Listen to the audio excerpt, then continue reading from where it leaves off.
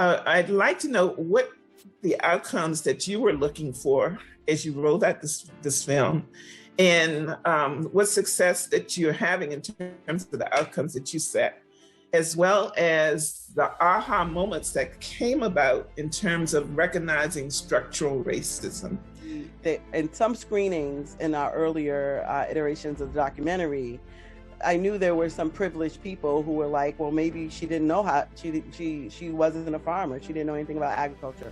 Why should the city give her land? You know, there was this pushback on me as a person to justify whiteness's denial of a simple request around basic human needs. I remember trying to encourage the people as they wanted to celebrate urban farming and celebrate resilient communities.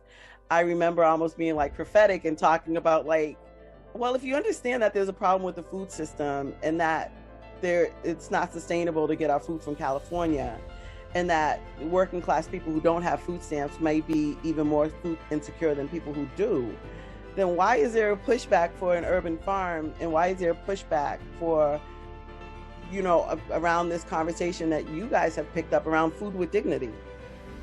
I'll just pick up on what Kafi said about, you know, people questioning what she was doing. And this idea of the aha moment for me. I mean, I think there were like more than a few aha moments during this 5-year journey with Kafi and with Carl. I think what happened, you know, one of the things for me was looking at Kafi and these other women who were trying to do something that I don't think anyone would argue was, I think anyone from any political perspective would say was a good thing. Like people, you know, women from a neighborhood who were trying to grow food and be entrepreneurial about it and distribute it and claim the land that is next to them. And yet it, you know, I saw over like 2 or 3 years how the city was like resisting it, and that, you know, despite Kafi's efforts or emails, meetings with the city, there was just like nothing happening. And they were asking her for, you know, they were just making all these demands over the years and asking for more from her and from the other women. And at first I thought, well, maybe, you know, this is the process, this is how it should work. They need to like go through the proper procedures. But the problem was, and what I realized over time was there was no transparent procedure to do that. And Kafi never really, and that's the one thing Kafi was always looking for, was transparency from the city, more than anything else. In this, you know, moment we're in the country, do either one of you have like a sense of, do you have a sense of where a breakthrough might happen that could lead to some kind of shift in this web of deeply embedded structural racism? I mean, in Boston, but, you know, also in our country, if we want to go that big, but I've essentially given up on Boston.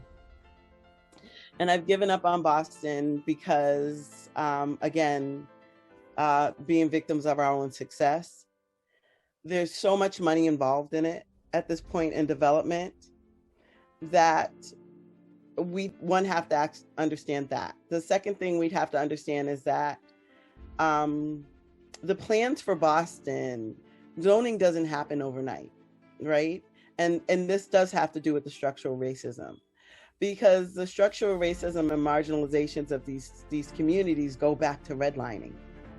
You know, one thing I thought a lot about while I was editing the film was this idea that, you know, there's never been any kind of like truth, justice, or reconciliation around busing or around Charles Stewart or any of these things that you know, that were you know, these really traumatic historical incidents that have scarred our city. And I know what makes this conversation challenging sometimes is that I can understand how there's a challenge to whiteness, right?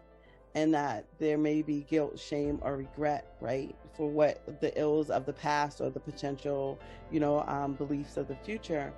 I don't have a problem with whiteness, right? I don't have a problem with people of other races and cultures of European descent.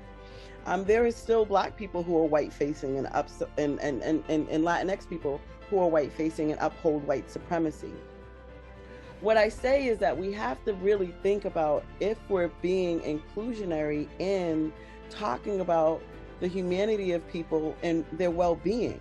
That there were a lot of organizations who turned down this documentary, and Margaret's probably like, don't say who they are. But I say that there's a difference between people who are really doing the work and who want to understand the work and people who are being performative. So this is also a nod to doing the real work. So I thank you, Gwendolyn, and everybody that's on the call, and Nisha as well. Thank you so much. Thank you, James. Thank you. Thank you.